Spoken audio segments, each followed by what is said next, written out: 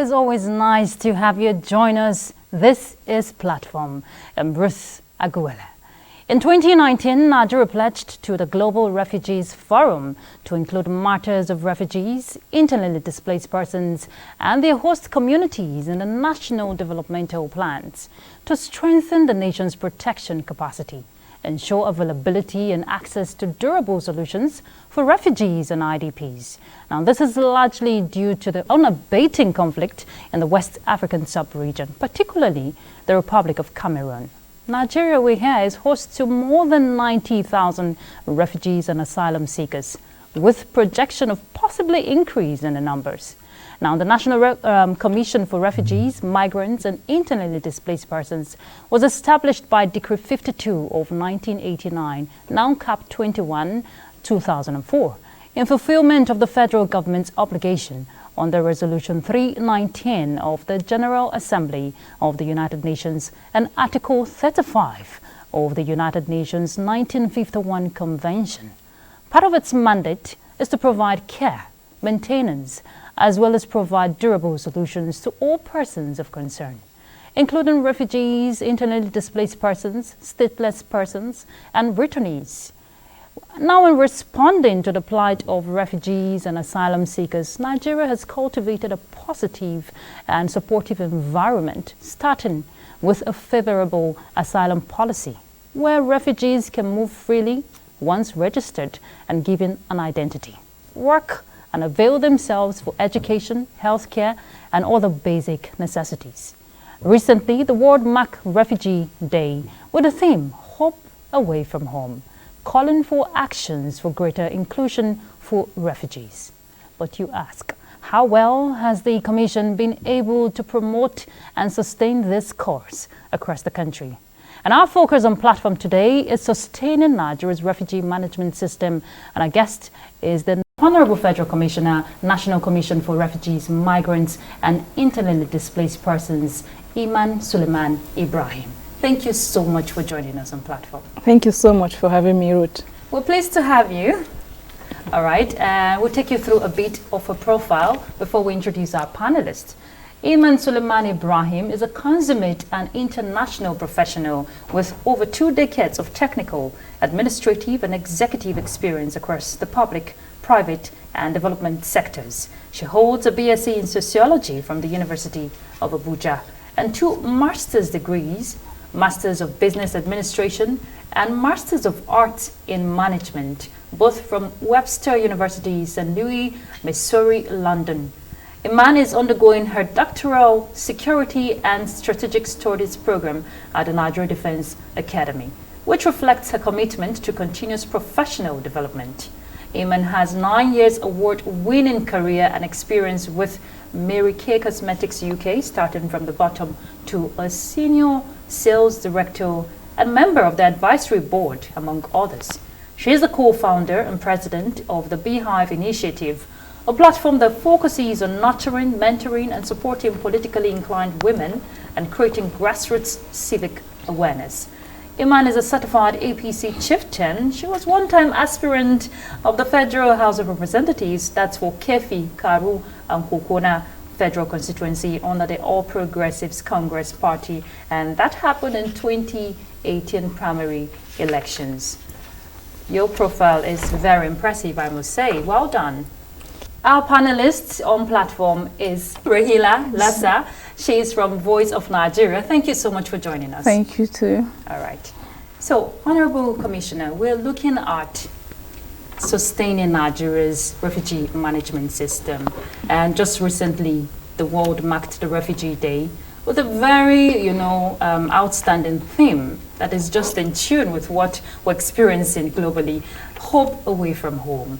It says a lot, especially when you think of these refugees. I know you've met them one-on-one couple of times, but you tell us, based on what you have seen, would you consider our refugee management system a burden, so to say, or something in a very positive light?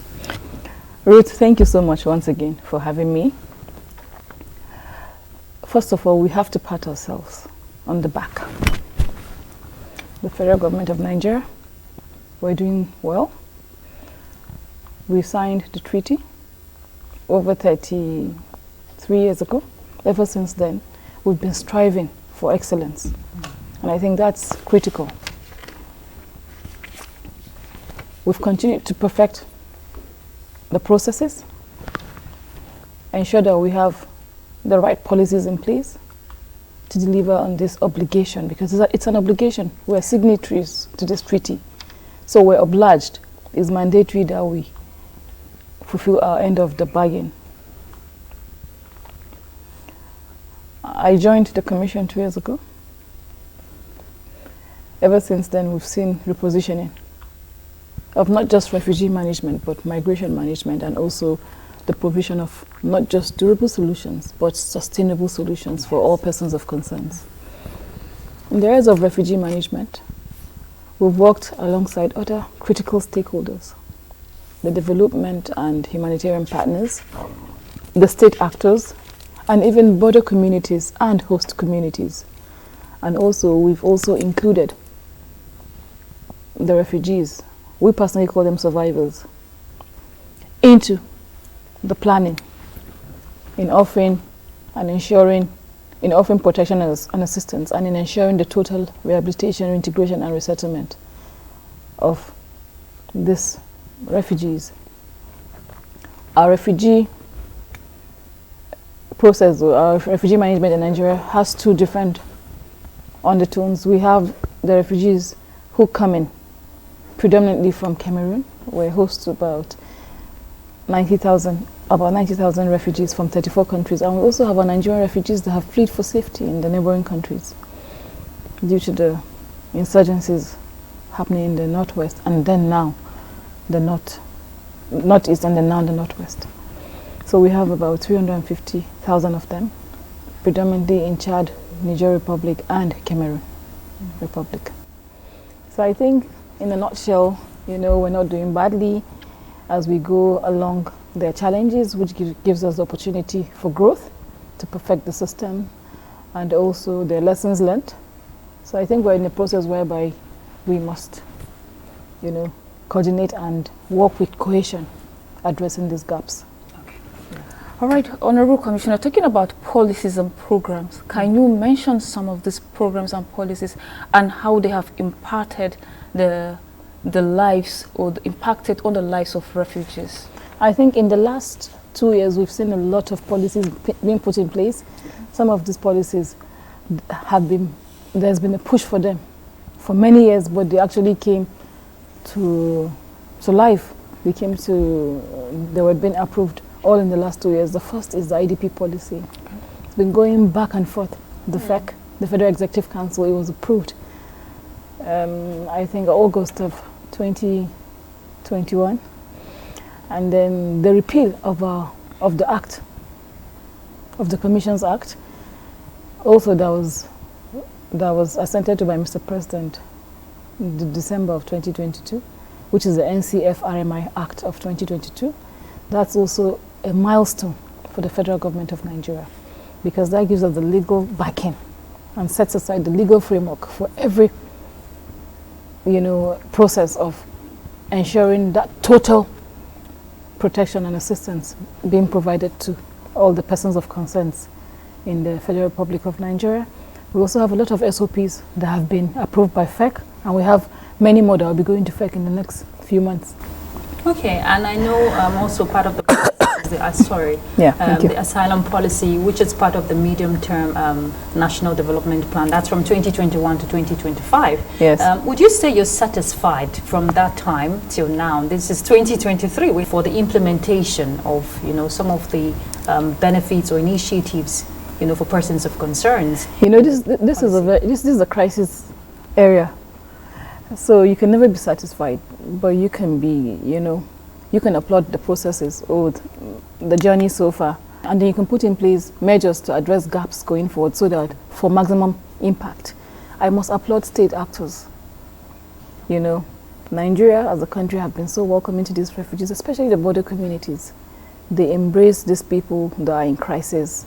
The state governments have been so generous, offering lands, and our refugee program is so commendable, because In some countries, when you're being given protection, you're being restricted.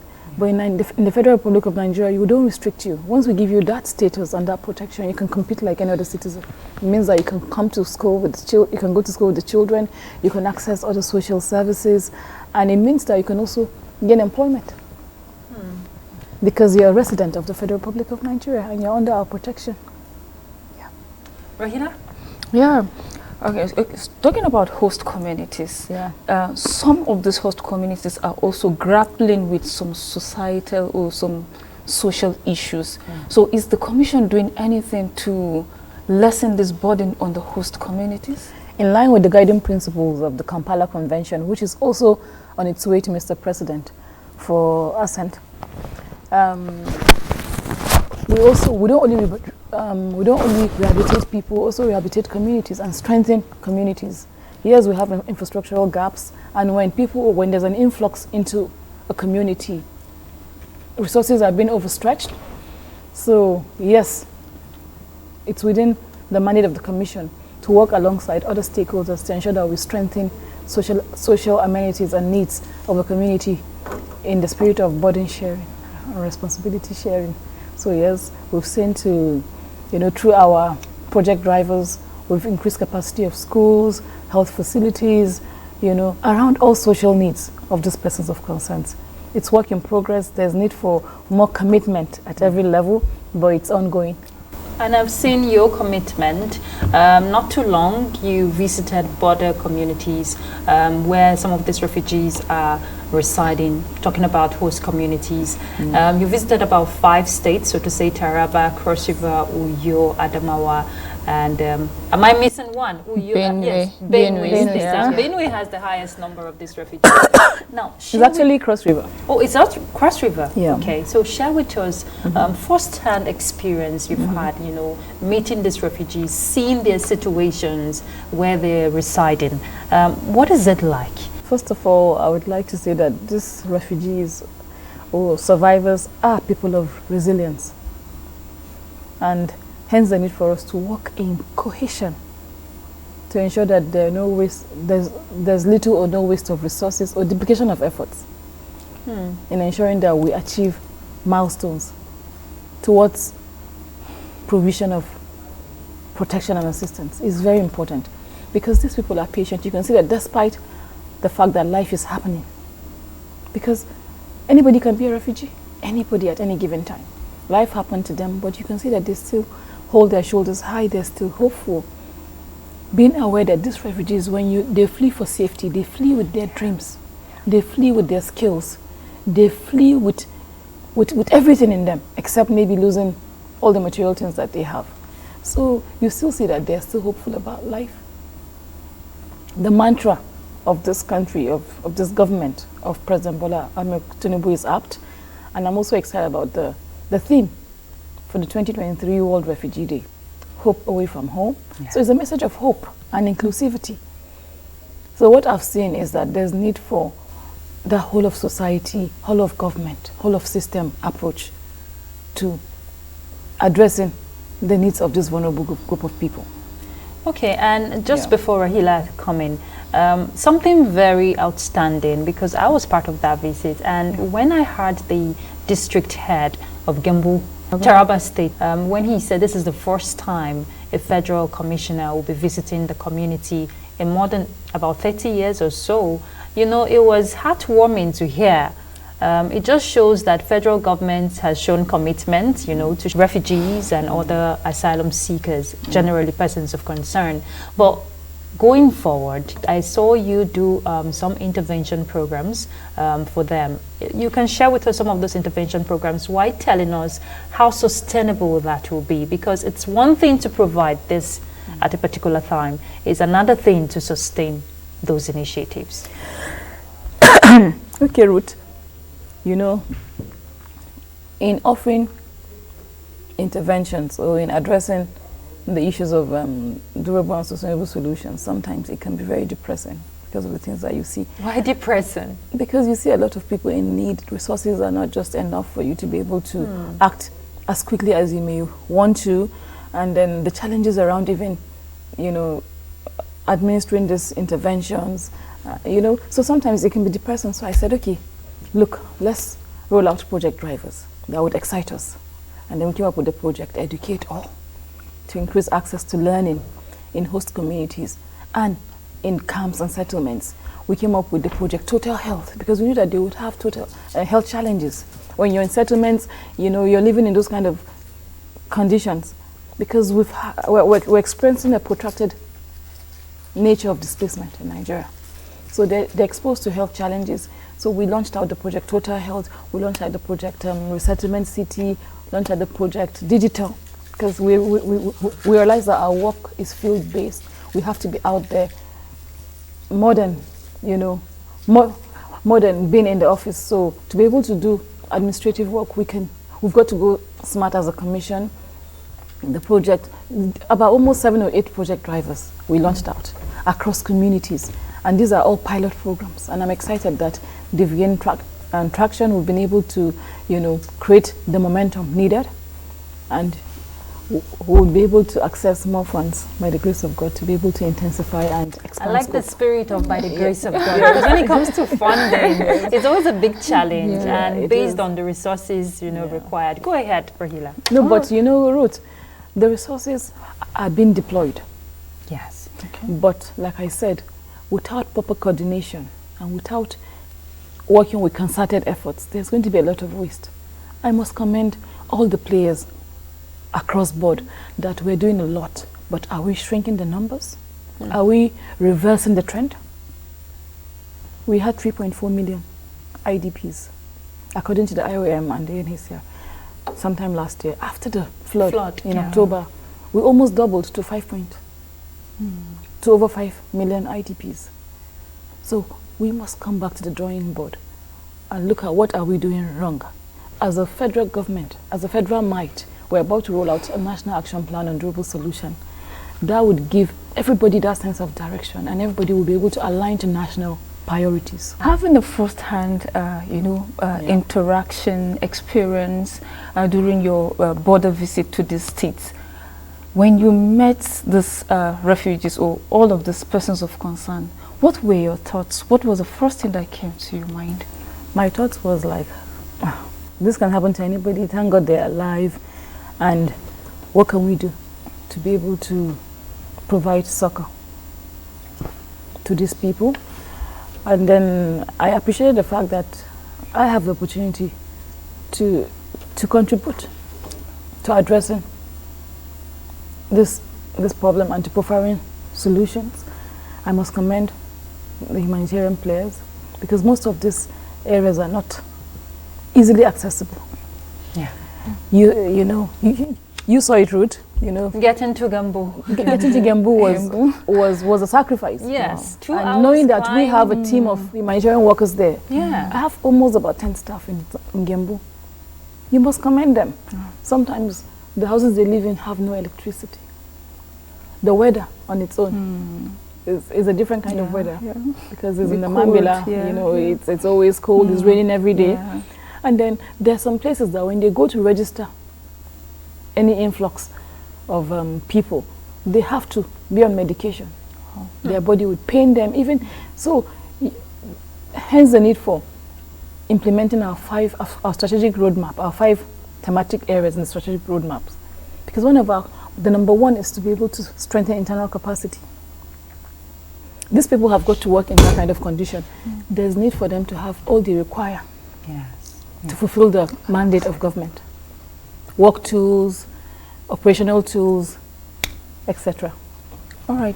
Talking about the project Educate All, project Zero Hunger. Zero Hunger. I'm also part of the team. I've gone around the FCT and some places with you. Are these replicated in other states? Yeah, they are not at the scale that we want to. Of course, due to scarce resources, but we're trying to justify available resources. It's been replicated, and like I said, it is our intention, it is our plan to intensify in expanding scope. Okay, Nigeria is part of the Global Compact on Refugees that, you know, represents the will and ambition of international community for strengthening and solidarity in terms of, creating awareness, especially for host communities, to understand the essence of having these refugees live among them. How far has the Commission gone, to sensitize these host communities in ensuring the protection of the rights of these refugees? Because sometimes, how humans can be. They could feel like these people are here to invade their territory. I'm just saying, but you tell us. Yeah. Sensitization is ongoing, amongst stakeholders, cluster groups. Even the commemoration of the World Refugee Day is it's global, sensitization, because we're bringing global attention to the issues of refugees, and this celebration was marked across board, across all our field offices, all existing communities that host refugees, all our offices, the zonal offices. It was marked, it was commemorated, and this is this is a day annually that we come out to show solidarity with refugees, and also we have ongoing sensitization programs, at various intervals across board, not just for communities, border or host communities, but also for other stakeholders like the security agencies, so that they are aware of the 1951 convention, where signatory to it is an obligation, and we have refugees in Nigeria. This is how you can identify them. These are their rights. Okay, I know that the international community is largely involved in terms of strengthening capacity. The UNHCR is a very strong partner in all of these. The United Nations too is, largely playing a strong role. And part of the interventions I've seen that the UNHCR have come up with, aside providing shelter for these persons of concern, is also the area of empowerment. Empowering the women, the girls, giving them a sense of belonging to become self-reliant. And from your own background, coming from a place where you also run your own personal initiative, aside being the federal commissioner, I know you're very passionate when it comes to empowerment of women. That has been sustained. Empowerment of girls and women within those vulnerable groups have been sustained. So for every empowerment we do, we set outside like the highest percentage for women, because they're the most hit when this crisis happen. When the men fight, they go to war. Predominantly of the people that are left to bear the consequences, or left with the burden, are female-headed households. So we have tailored fit interventions for those people. Usually we try to match, livelihood support to skills or to interest of the persons of concerns. So this has been sustained across board. So we look at the community. If it's agrarian, maybe the core interest will be around agricultural, livelihood support. There's some areas that would require additional skills being taught. And there are people that even are displaced with their set skills. So we just help to strengthen skills, and we provide them with the right kind of support to get back right on track. Talking about sustaining empowerment, empowering girls and women, there is one thing that has always been my heartbeat, talking about the health of the girl child, period poverty. It has been a source of concern to so many people. There have been advocacies. Is the Commission doing anything about that? We are, but because it's not been done at the scale in which we should do it. So maybe impacts may not be felt. But we are doing it, but all at piloting stage. Like I said, the resources are just not there. And just like you rightly said, the federal government of Nigeria is doing a lot towards this refugee program. We're calling on the international community, to continue to support us, and also the international community in the spirit of burden and responsibilities sharing, to deploy more resources towards our refugee program. Sometimes Nigeria, we want to be the Superman or the superhero. We just want to do it without asking for help. But I think it's a global commitment. The refugee program is a global commitment, and I think it would do our program a lot of justice. She also spoke about something with regards to the health Yes. of these girls in the camps or settlements. Yes. And she also spoke, I also speak about SGBV. Prior to my assignment as the Honorable Federal Commissioner, I was the DG for the national for the National Agency on the Prohibition of Trafficking in Persons, the NAPTIP, and I knew that within the camps there were SGBV issues. So we would continue to work in collaboration with all relevant government agencies to ensure that we address all these gaps. Like I said, it's work in progress. We're strengthening the policies, putting in the SOPs in place. Today, as I speak to you, we're validating the SOP on repatriation. In the next few weeks, we're going to be validating the National Action Plan on Durable Solutions. Yes, you said and that would have a component of, the health needs of these POCs, either within the camps, host communities, or in settlements. When you were calling the numbers and the shortage of resources, especially in the area of empowerment for Yes. the girls and the women, so to say, I was just looking at the numbers that have fully registered, 86,000 thereabout or more. But if we want to give an estimate, we're saying 90,000. And women from the numbers are mostly a higher in number, because you talked about the reintegration and all of that being part of NAPTIP one time. When you just mentioned the sexual-based violence, I could just imagine what they go through. Is there a room for counseling as part of the reintegration plan? Counseling for these young girls, the women who are being abused, in one way or the other? In the provision of durable and sustainable solution, we ensure the total rehabilitation, reintegration and resettlement. So psychosocial support is a core part of rehabilitation, and that is ongoing. In the last 2 years, we've strengthened our psychosocial support component of the commission. We have a division offering psychosocial support. We're building capacity, working with partners. So yes, psychosocial support is key, because when you go through forced displacement or forced migration or any kind of, migration that is driven by conflict. Can be traumatic. Yeah, there's, it comes with a lot of trauma. Yes. So the psychosocial support division will be able to work with you, even in the cases of evacuations, like the ones from the war-torn zones. You see that people require counseling. Psychosocial support or social health is being neglected in the Nigerian context to a very large extent. Yeah. We don't like talking about that mental imbalance. Yes, people just think you're going crazy. Yes, but it's something that we must talk about, because Yes. it's real. People have different threshold of being able to bear, a crisis or to bear pain. So we must continue to devise avenues whereby people can voice out their feelings, they can be able to speak so that they're being heard. So psychosocial support, yes, is a core component of our operations, and it's also priority. Okay, we'll continue with this conversation. Let's take this break. This is Platform. Stay tuned. What are we doing as a nation to, first of all, settle our teeming populace, especially the NTA's political package with a third eye on the nation's political scene? I am Fisa Ogunfuyi. Welcome. You have to be very careful giving space to people who are obviously sponsored to further the agenda of some other groups. There's a lot of questions. A lot of questions in a closed door sessions.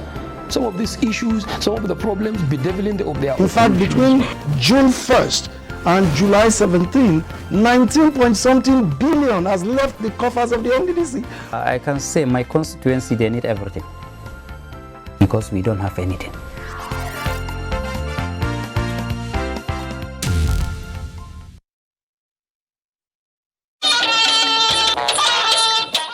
Weekend File, your Saturday delight, going to places from the obscure to the hinterland and cities, bringing you development stories and perspectives, connecting the people with government and stakeholders on critical issues of our national life. We are live in Abuja. It's 9 p.m. every Saturday on the network service of the NTA. Weekend File, you can't afford to miss it. Thanks for being there. It's still platform, and we're discussing sustaining Nigeria's refugee management system. Rahila, you wanted to pick up with a question, so please go ahead. Yeah, the Global Compact for Refugees is the date is drawing closer. What is Nigeria? What is Nigeria expecting from that meeting? Annually and biannually, we have a review forum to look at the Global Compact, the pledges we've made as a country, to see how well we've done and what we can do better. I would say that we've recorded a lot of milestones in that regard as well. Last year we saw 2 visits to refugee hosting states and to assess impact of the pledges that we've made. December of 2021, the SOP was adopted. The framework was adopted. Just for the benefit of the viewer, when you say SOP, you've been mentioning SOP. The standard operating procedure. Okay, go ahead. And the framework has been adopted. The Global Compact for refugees would also go to FEC, because we have a lot of players across various sectors. We have the health component, which the Ministry of Health is lead, and the Ministry of Health for the states also have a role to play. Yes. We have other components, like the housing component. We have the agricultural component, which Ministry of Agric. We've been having, meetings back and forth. We've been interacting with them back and forth. So there's a lot of awareness around the pledges that we've made, and there's a lot of commitment at every level. And then we've also commenced implementation, especially in the refugee hosting states like Taraba, Benue. They're doing a lot. They've given parcel of lands free to all these refugees to commence their farming activities, and even the healthcare, the social insurance, the national health social insurance, all those are ongoing. So yes, we've made progress around our pledges, but we're also consulting with stakeholders, and like I said, going to FEC would put a stronger stamp on the document for better implementation. Rahila, just a minute, just to follow up to what you've just said. While you were reeling out what you want to present to the Federal Executive Council, is the aspect of capacity, because earlier you mentioned how some of these persons on ground, they have little or no resources, so to say, to move, to get to those places that are unreachable. Now, is there room for capacity building, in terms of to be able to motivate them, to do this job diligently? Because it takes a lot of might and passion, selflessness, to be committed to such a course like this. Yeah, it's a sacrifice. Yes. And I commend their dedication to duty and their selflessness. But when you choose to work in those kind of establishment, you know what you're cut out for, and I must commend them. There's need for a proper or more structured welfare package for humanitarian workers in Nigeria. If you look at the UN agencies, it's an area that they have addressed properly. They know that you're working away from home, you're working in some, in some very critical and their environment. So there should be a level of compensation, or there should be a reward for that, or there should be the right kind of welfare packages in place. Yes, I agree with you. It's something that we'll continue to lobby for and push for from higher authorities, to ensure that this is being recognized and the right things are being, what is due to them is being given to them, just to incentivize. I've lost a lot of staff in the last few years, because they'll get better jobs and they'll leave. We're losing institutional memory. One day, one of our very competent staff just walked to me to say, oh, I'm off. They'll come and say, oh, I'm off to NCC, I'm off to CBN. I'm like, oh no, you can't stop them. They're going for what is better. In as much as they want to do humanitarian work, but also they want better welfare. Better welfare, and they want the best for themselves. So yes, we must repackage, the welfare structure for humanitarian workers in Nigeria for sustainability, and also we must strengthen internal frameworks And like I said, that's one of the key thematic areas within our strategic roadmap for the Commission. Because once we're able to work with more tools, it's just like the case of doctors in Nigeria, whereby, yes, who've learned the skills, but where are the work tools? No X-ray machines, no MRI machines and things like that. So I think across sectors, we'll be able to see a lot of growth in the next few years. We're very hopeful. I know that it would happen. Indeed. Yes. Talking about challenges, most times when the issue of challenges come up, we dwell more on funding, we dwell more on partnership, But talking about these refugees, are there instances where they themselves inhibit, development or their resettlement or the efforts of the Commission and other partners to come to fruition? Are there issues with the refugees? It's human factor. I find the refugees very receptive, they're in a place of trauma. Yes, you find a few traces of people being rebellious or that sense of entitlement, but that is the negligible numbers out of them. Across the communities, when I went, what I saw was that hope in them. They would sing songs. They would welcome they would us. even dance. They would dance. Because you agree that across board in Africa we have a very rich culture. So they will exhibit it for you. So they do all these things, I think, just to kind of overcome their challenges, or just to kind of self-consolation. Yeah, console themselves, or to be hopeful about life, or to be grateful for at least even being alive. So yes, there's a bit of resistance sometimes. There's a bit of impatience. You don't blame them. They've lost everything. But I think I must commend them, because across board and generally you find that there's that gratitude, and they're very receptive to the support that they're being given, and they're very grateful for every little that they get. What about the host communities? Because this is all about ensuring their safety and help them rebuild their lives. In as much as they want to be reintegrated, they want to be among, some of them, from my interaction with them, some still tell of, there's no place like home. Even though we're giving them that hope away from home, they still want to go back home. What's the level of synergy, would you say, the Commission is having with, district heads of this community, that's community leaders now, religious leaders now, to help sensitize their people, to ensure that they accept these people fully? It's also one of the pledges of the Global Compact for Refugees. We must work with host communities.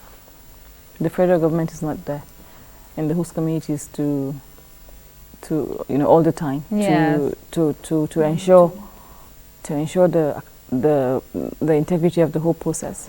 These are the people that are actually hosting them. Yeah. And I'm sure you agree, in some communities that we visited, when you just take your leg and you kind of step on the other leg, you're in a different country. So they share very common borders. They share culture. Sometimes they even speak the same languages. So they see themselves as one. You remember the first thing I said was the Nigerian refugee program is very hospitable. We're very receptive. We're very welcoming.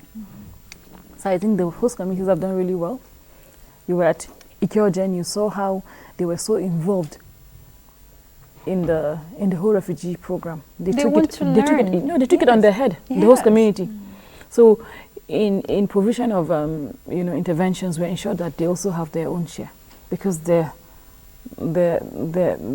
carrying a burden for the whole country. So we ensure that also they're well looked after, and we also put them in the planning. It's also one of the pledges that we've made to involve host communities. You know why I asked that question? Because my interaction with some of the refugees there in the host communities, there were still strings of challenges they complained about and all of that. So that's why I was asking about the sensitization level to help. Every community has defined their resources, and then you're having more numbers coming. That's inevitable. As far as the country, as a country, we're experiencing a bit of deficit here and there, and then when there's an influx, it overstretches the whole community. And like I said, we're making efforts to see that. If you remember, there's a road in Ikeoja that we're going to construct, and also the state government. We're able to also increase capacity of the clinic in collaboration with the UNHCR. So we're expanding scope. So there's hope. There's definitely light at the end of the tunnel. Okay. We're not doing badly. We can do more, and yes, we will do more.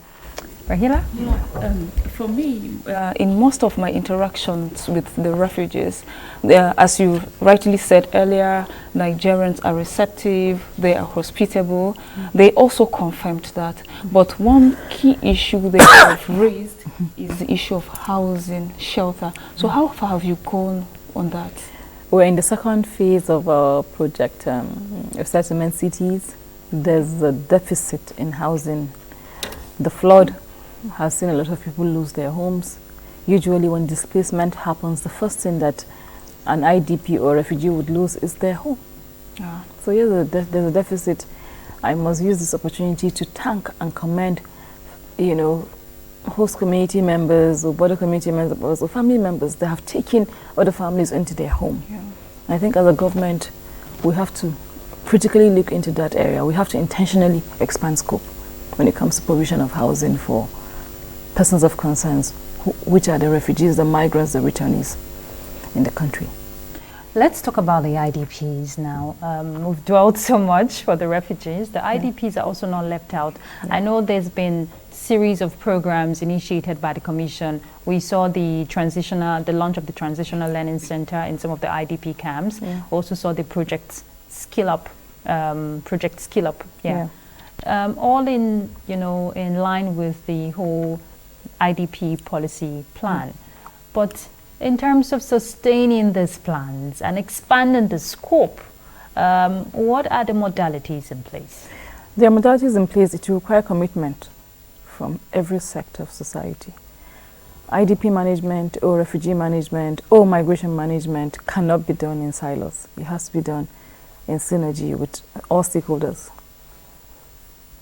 The federal government, state players, local players, and also civil society organizations alongside the humanitarian development partners. Like I told you, around IDP management, one of the milestones that we would record would be the adoption of the National Action Plan on Durable Solution, which is about to commence. And also another thing that excites me is the review of our Migration Policy 2015, which is ongoing. This review will be able to infuse issues of refugees and other gaps that were being left out 2015 when this migration policy was being adopted. So this will help us in setting out modalities for several things that were overlooked in 2015. Nigeria is also engaged in tripartite agreements in terms of repatriation of Nigerians, and we saw when the Sudan crisis, happened, repatriation of Nigerians. I know they're mostly students, so to say, which means that they have families back home that they can fall back to. But what about the Nigerians who, they've migrated to other countries and they're now repatriated back home? Is there any room in terms of intervention for persons like that to help them get their life back? Okay, so let me put reintegration. Yeah, let me put things into context. The tripartite agreement we have are for voluntary returns of refugees that we have that have fled for safety, predominantly from the northeast, and then now we've seen rising numbers from the northwest as well. So the tripartite we have existing right now is with the Republic of Cameroon. We have one with the Republic of Niger that is ready for signing, but we have not yet executed. And then we're looking to also do one with the Republic of Chad, where we have, these are the three countries that we have predominantly our refugees. In the issues of the return or the evacuation from Sudan or from Ukraine, those were evacuations because it was in an emergency setting. The Commission is not usually lead agency for the return of those people, but we're lead agency for reception because we're the custodians of the SOP on the return, readmission, and reintegration. So in those contexts, we have a different guiding principle because the emergency agencies and the humanitarian, ministry would have to kick in, bring them back, and then we can take over. So that's a different kind of setting. And then we have returns of irregular migrants, which will also handle reception and also the repatriation. And it's also another area of concern for the Federal Republic of Nigeria. We have irregular migrants in pockets of places. Talking about the returnees from Sudan, she earlier asked if there is room for people that may want to return back home. Yeah. So what happens? What's the fate of these people? I want to ask again. Is there a range, particular years where someone is considered a refugee after leaving your home country? Okay, if I understand what you're trying to say, you're speaking about Nigerians residing in Sudan that would want to be evacuated back home because of the war? Is that what you're asking? Okay. Yes. Okay. Those that are not students, those that have stayed there for a very long time. Okay, maybe. first of all, I'll recap on the evacuation from Sudan. You know, I must congratulate the federal government of Nigeria. All our students returned safely. Nobody lost their lives. There were challenges, but there was a lot of teamwork. I saw a lot of commitment from all the members of the technical working group on repatriation. Everybody was present, and everybody played their role. Even though it was an emergency, but we all swung into action. We returned over 2,000 students from Sudan, and we're about to return some Nigerian citizens from Sudan after verification, because it's not easy to return those kind of people. You have to first ascertain that they're Nigerians. You can't just say, oh, I want to go back home, I'm Nigerian. You say, oh, come on, get on the plane. And also, do you know Nigeria is the only country that repatriated for free? We must commend the federal government for its commitment to the well-being of its citizens. Okay. Some countries were only obliged to return, like the embassy staff. But Nigerians returned all their citizens in safety and in dignity and in a timely manner. Okay. Yeah. Honorable Federal Commissioner, I'm afraid this is where we have to leave it. But if you have in few seconds your message to Nigerians, especially host communities who have these refugees in their midst, in terms of accommodating them. I think in the spirit of the World Refugee Day 2023, and also in recognition of all efforts being made by whole of society, whole of system, whole of government, I think we must, first of all, applaud the working refugee program in the Federal Republic of Nigeria, and we must commend the host communities, the host states, and I would like to also appreciate all our partners, our technical partners, for UNHCR for their technical support and for their generosity. I also want to commend humanitarian workers. I would like to commend the federal government of Nigeria. Thank you very much for their great show of political will and prioritization of all issues of persons of concerns. Thank you so much for the opportunity, Ruth. Thank you so much it's our pleasure. And thank you, Rahila. Yes. It's a pleasure. That's the Honorable Federal Commissioner, National Commission for Refugees, Migrants and Internally Displaced Persons, Imaan Suleiman Ibrahim. And well done with the job you're doing. Keep it up. All right. Rahila Lasser is a reporter with Voice of Nigeria. Thank you so much for being on the panel. Thank you too. I was so humbled by her profile, and I'm most interested in the Mary Kay. Oh, gosh. In the Mary Kay course. Yes. Well, okay. 9 years of impact. We'll have this discussion after the show. We have to call it a day for now. And thank you so much for being part of the platform. And remember, refugee management system, it's everybody's business. And we've been discussing, sustaining it. That's talking about the sustainability plan for Nigeria. As it is a collective responsibility, we must create room for persons of concern to be integrated so that they can have a sense of belonging to help rebuild their lives. I'm Ruth Aguele, and that's Platform.